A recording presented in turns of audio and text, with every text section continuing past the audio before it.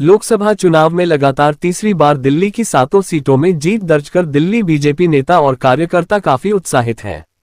इसी जोश के साथ दिल्ली में बीजेपी अब अगले साल होने वाले दिल्ली विधानसभा चुनाव की तैयारी में जुट गई है। इसी क्रम में आज रविवार को दिल्ली में बीजेपी की एक बड़ी बैठक हो रही है। दिल्ली प्रदेश भाजपा कार्यकारिणी की ये बैठक जवाहरलाल नेहरू स्टेडियम में चल रही है। इसमें विधानसभा चुनाव 2025 का रोड मैप पेश किया जाएगा। इतना ही एक राजनीतिक प्रस्ताव पेश कर दिल्ली सरकार के भ्रष्टाचार, अकर्मण्यता और भाई भतीजावाद की निंदा की जाएगी। अभी तक की यह सबसे बड़ी कार्यकारिणी बैठक है, जिसमें नियमित करीब 380 कार्यकारिणी सदस्य 2000 से अधिक विशेष आमंत्रित कार्यकर्ता शामिल हो रहे हैं। दिल्ली के जवाहरलाल नेहरू स्टेडियम में दिल्ली प्रदेश की कार्यकारिणी बैठक में बीजेपी के दिग्गज नेता शामिल हुए हैं। आप सब जो मेहनत करते रहे, दिन रात एक कर जनता के बीच पहुंचे और 7 माननीय सांसद को जिताकर जो आपने भेजा है, आप सबको बहुत बहुत बधाई, आपका साधुवाद, आपका नमन। मित्रों, ये लोकसभा की विजय साधारण नहीं है।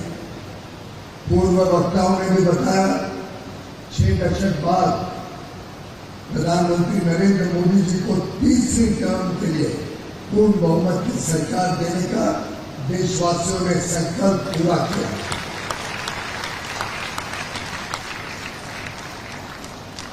इसमें दिल्ली का जो योगदान है वो भी बहुत ही अमूल्य रहा है और प्रधानमंत्री मोदी जी की विजय ये एक प्रकार से 10 वर्ष के काम की विजय है। 10 वर्ष 24 घंटे 7 दिन बिना रुके, बिना थमे, बिना विश्राम किए, हर पल, कण कण, क्षण क्षण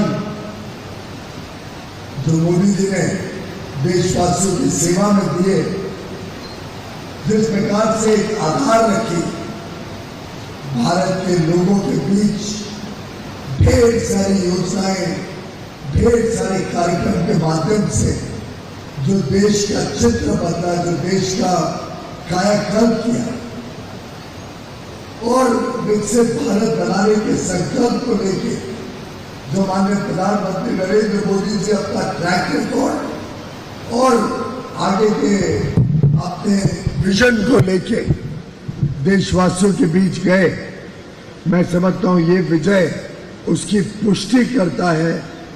ये विजय देशवासियों की आशा अपेक्षाओं को फिर एक बार उजागर करता है कि प्रधानमंत्री नरेंद्र मोदी जी के नेतृत्व में बिना भेदभाव जो 10 वर्ष अलग अलग प्रकार से प्रधानमंत्री मोदी जी ने सेवा की है देशवासियों की, उसके लिए हर व्यक्ति ने देश के कोने कोने से प्रधानमंत्री मोदी जी को आशीर्वाद भेजा है कि आगे चल के देश विकास यात्रा में इस अमृत काल में तेज गति से प्रधानमंत्री मोदी जी नेतृत्व करें, अपना निर्णायक नेतृत्व, अपना कुशल नेतृत्व करें, जिससे देश आगे चल के 2047 में एक विकसित भारत के रूप में उभरे।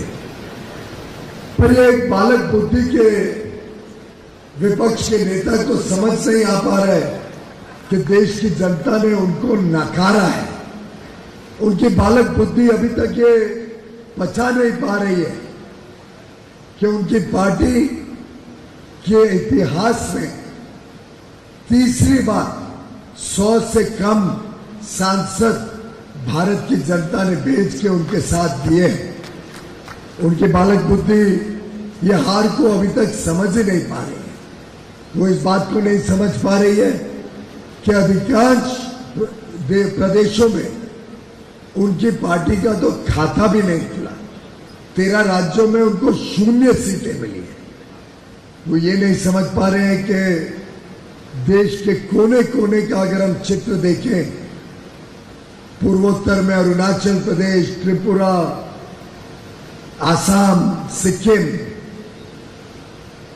दिल्ली, उत्तराखंड, हिमाचल प्रदेश, मध्य भारत में देखिए तो छत्तीसगढ़, मध्य प्रदेश, ओडिशा, गुजरात, दक्षिणी राज्यों को भी देखें तो आंध्र में, तेलंगाना में दुगनी सीटें, आंध्र में बहुत ही भव्य विजय, तमिलनाडु में पार्टी का विस्तार, केरल में भी अभी खाता खुल गया है और पूरे दक्षिणी राज्यों की सबसे बड़ी पार्टी अगर आज कोई है तो भारतीय जनता पार्टी है। खबरों के ताजा अपडेट के लिए चैनल को लाइक, शेयर और सब्सक्राइब करना ना भूलें।